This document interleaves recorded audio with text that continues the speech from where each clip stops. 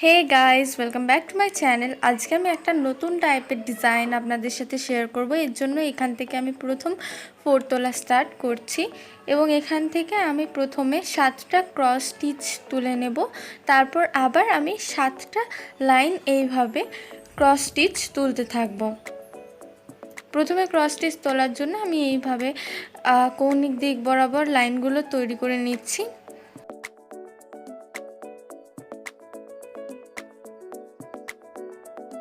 ভিডিওটি যদি ভালো লাগে তো অবশ্যই লাইক করবেন, শেয়ার করবেন এবং চ্যানেলকে সাবস্ক্রাইব না করলে অবশ্যই সাবস্ক্রাইব করবেন।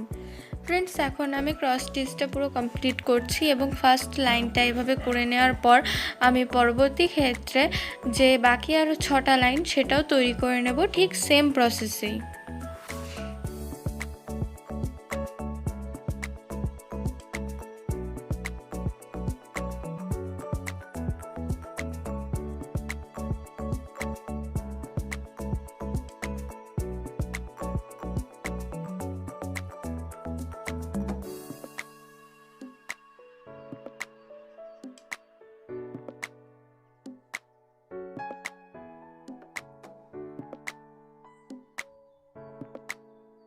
আমার একটা লাইনের ক্রস স্টিচ তোলা হয়ে গেছে। পরবর্তী লাইনের জন্য আমি আবার ক্রস স্টিচ তোলা স্টার্ট করেছি।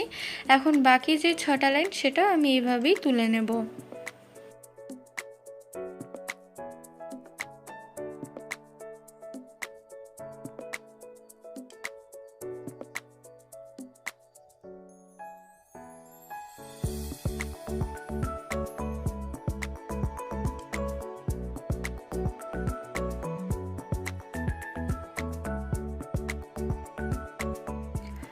फ्रेंड्स, এখন আমি বাকি অংশটা পুরো কমপ্লিট করে আপনাদের দেখাবো।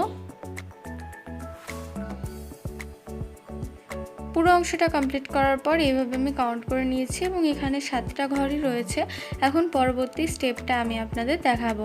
পরবর্তী স্টেপের জন্য এইভাবে আমি 7 নাম্বার ঘরে ঠিক যেখান থেকে তুলেছি সেখান থেকে 4 তুলে এইভাবে আমি প্রত্যেকটা ঘর থেকে আড়াআড়িভাবে এক একটা করে 4 তুলে নিচ্ছি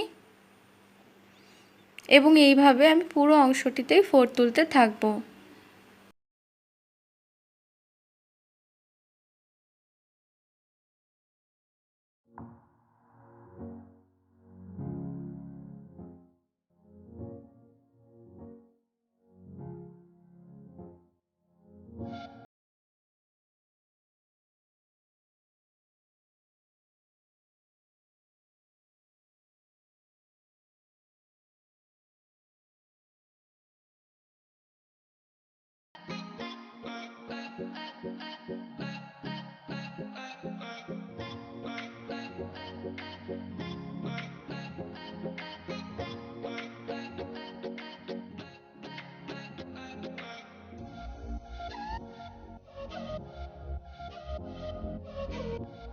এইভাবে আড়াআড়িভাবে 4 তোলার পর সুতোগুলোকে কিছুটা লুজ করতে হবে।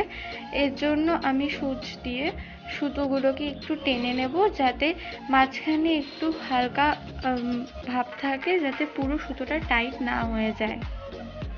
এখন যেহেতু আমার সবগুলো 4 তোলা হয়ে গেছে, আমি ওপরের দিক থেকে 3টে ঘর কাউন্ট করে 4 তুলব।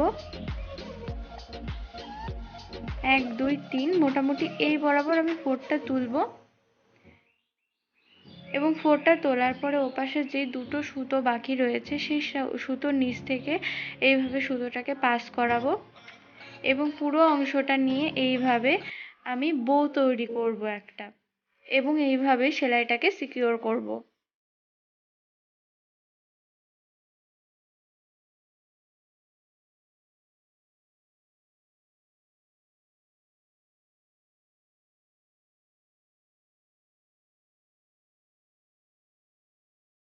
একটা বার সিকিউর করার পর দ্বিতীয়বারও আমি সেমভাবে সিকিউর করে নিচ্ছি যাতে ডিজাইনটা আরও দেখতে সুন্দর হয়।